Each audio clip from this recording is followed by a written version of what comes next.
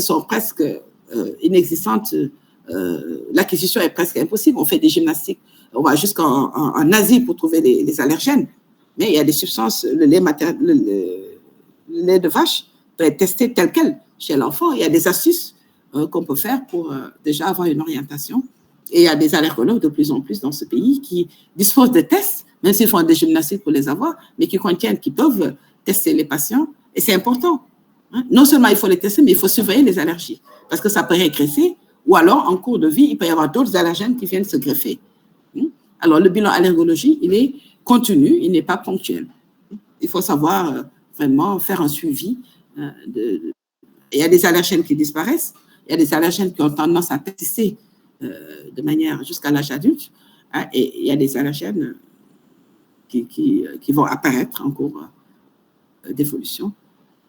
Et malheureusement, c'est le test qui permet d'orienter les évolutions. Merci beaucoup, professeur. Une autre question, c'était par rapport à l'eczéma. Parce que dans notre pratique quotidienne, on a eu à rencontrer des enfants qui présentent des eczémas, donc diffus carrément, et qui même simulent une infection virale parce qu'effectivement, il y avait un syndrome infectieux.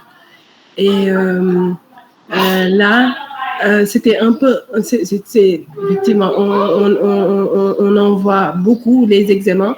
Et notre problème, c'est la prise en charge. Parce que d'habitude, dès que tu vois que cet enfant-là est allergique peut-être à sa crème émolliente, tu arrêtes effectivement la crème, mais tu vois que d'ici quelques temps, l'eczéma revient, alors que la maman dit qu'elle a tout arrêté. Donc, c'est un peu compliqué pour nous de faire la prise en charge correcte. D'habitude, on envoie directement l'enfant faire une consultation dermato et c'est ce qu'on rencontre le plus souvent. Est-ce que l'eczéma peut entraîner un syndrome infectieux ou bien c'est une association avec une infection ou quelque chose comme ça? Alors, je comprends ta question, hein, et elle est vraiment pratique. Hein. C'est vraiment bien d'avoir posé cette question. Alors, vous avez dit crème émolliente. Elle est allergique à sa crème émolliente. Ça veut dire que c'est une dermite de contact. L'allergie à la crème émolliente constitue une dermite de contact. Alors, cette dermite de contact est survenue sur un sujet, un enfant qui présente une dermatite atopique. La dermatite atopique ici n'est pas due à sa crème émolliente. Elle est due à une prédisposition génétique. Il y a une altération sur un enfant qui est né avec une anomalie de sa barrière cutanée. D'accord? Et donc, il va faire des allergies aux acariens, aux moisissures. Vous voyez que ce n'est pas les mêmes groupes d'allergènes. C'est pour ça qu'on fait des PRIC-tests qui constituent un groupe d'allergènes pour l'atopie. Et vous avez les dermites de contact qui constituent d'autres produits. Ce n'est pas les mêmes types de produits. Alors, ce qu'on vous a dit, c'est que le sujet atopique, il a une perméabilité cutanée altérée. Donc, il va plus faire des eczémas de contact qu'un sujet normal. Et comme lui, il a besoin d'être hydraté tout le temps, effectivement, vous avez bien fait d'arrêter la crème émolliente. Donc, la crème émolliente, ici, va être un facteur aggravant de sa dermatite atopique, puisqu'il va donner des lésions de contact sur son atopie. Donc, vous avez bien fait d'éliminer la crème émolliente, mais qu'il faut switcher par un lait qui n'a pas la même composition que celui que vous avez enlevé. Parce que vous pouvez changer le lait alors que c'est la même chose, c'est la même composition. Vous comprenez? C'est pour ça qu'il faut faire des patch tests chez cet enfant pour voir est-ce que c'est le Fragrance Mix 1, est-ce que c'est le Fragrance Mix 2, est-ce que c'est le baume de Pérou, est-ce que c'est le parabène, est-ce que c'est le formaldéhyde. Vous comprenez?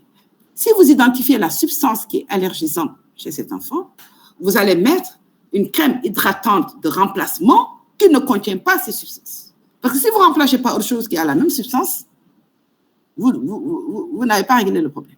Et donc, il y a des produits adaptés pour les peaux atopiques, mais il faut voir aussi, est-ce que dans ces produits de peau atopique, il ne contient pas une substance allergisante pour l'enfant, dont l'enfant est allergique, parce qu'il peut être allergisant pour les autres et ne pas l'être pour cet enfant précis. Donc, cet enfant doit avoir sa carte d'allergologie, c'est-à-dire une cartographie de ses allergènes. Maintenant, la dermatite atopique, c'est autre chose. La dermatite atopique, ça va être une dermatose inflammatoire chronique récidivante. Donc, cet enfant va être prédisposé à faire des allergies, il va être prédisposé à réagir avec le froid, il va réagir avec le chaud, il va réagir avec le soleil, il va réagir avec les changements de température, il va réagir avec les poils d'animaux. Vous voyez, il a d'autres allergènes qui font que son atopie va être persistante. Donc, c'est pour ça que je vous ai dit, il est plus facile de gérer une dermite de contact, parce que là, vous identifiez le produit, vous l'éliminez, vous le remplacez par un autre non-allergisant chez le patient. Mais la dermatite atopique, ça va être plus compliqué. Ça va être une gestion dans le long cours, avec une éducation thérapeutique. Vous allez avoir, par exemple, la chambre de l'atopique, où vous n'allez pas mettre de tapis, il n'y aura pas de moquette. Vous allez mettre un matelas neuf avec des housses anti-acariens. Il faut que ce soit une chambre aérée, hein, où le soleil entre. Hein. Il faut gérer la poussière dans cette chambre. Vous voyez qu'en Europe, un enfant atopique a une chambre dédiée. Et donc, on diminue l'imprégnation des allergènes de l'environnement.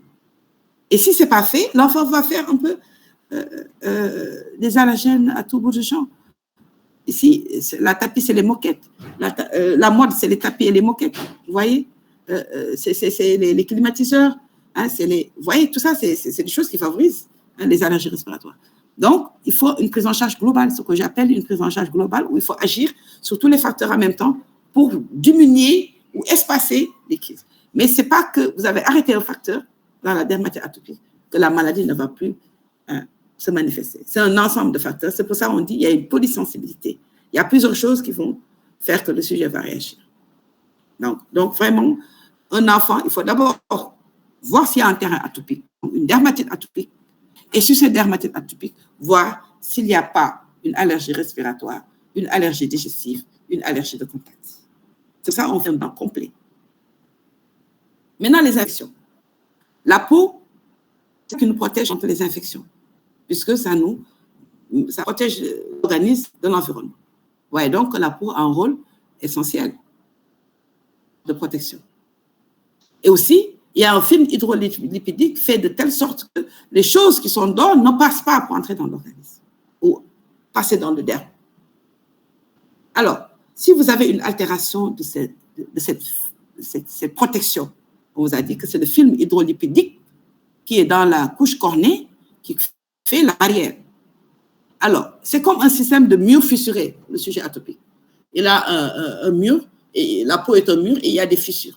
Et donc, les choses passent à travers les fissures. Donc, l'hydratation a pour rôle, c'est comme un ciment, pour remplacer le déficit en lipides, et donc restaurer la barrière cutanée. Et quand vous restaurez la barrière cutanée, vous empêchez les allergènes de traverser. C'est pour ça qu'on fait une hydratation adaptée au cœur. L'hydratation, il faut que les parents le sachent. Parfois, ils ne mettent pas de produit parce qu'ils pensent que l'enfant est allergique à tous les produits. Ils laissent la peau de l'enfant sèche. Même les personnes troisième âge ici, ils ne mettent pas de la crème, alors qu'ils ont un déficit en lipides. Et donc, ça réagit de partout.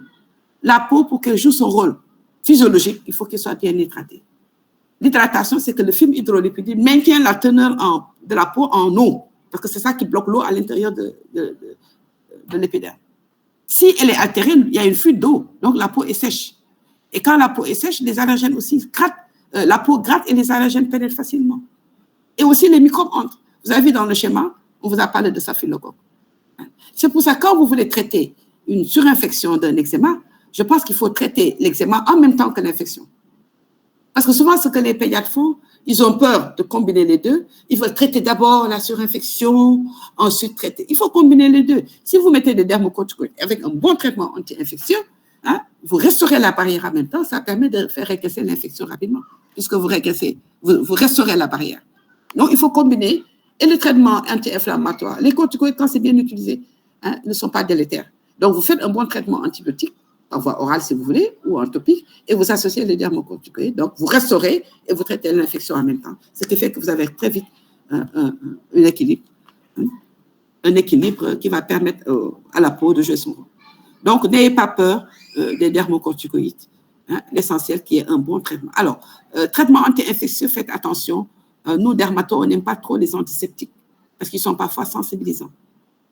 Si vous avez des problèmes, mettez un traitement par voie orale, anti-infection orale, et vous mettez un dermocorticoïde. Maintenant, si c'est trop infecté, vous pouvez mettre un antiseptique pour balayer un peu, mais c'est vraiment très courte durée. D'accord, merci beaucoup, professeur. Merci. Il n'y a pas d'autres questions?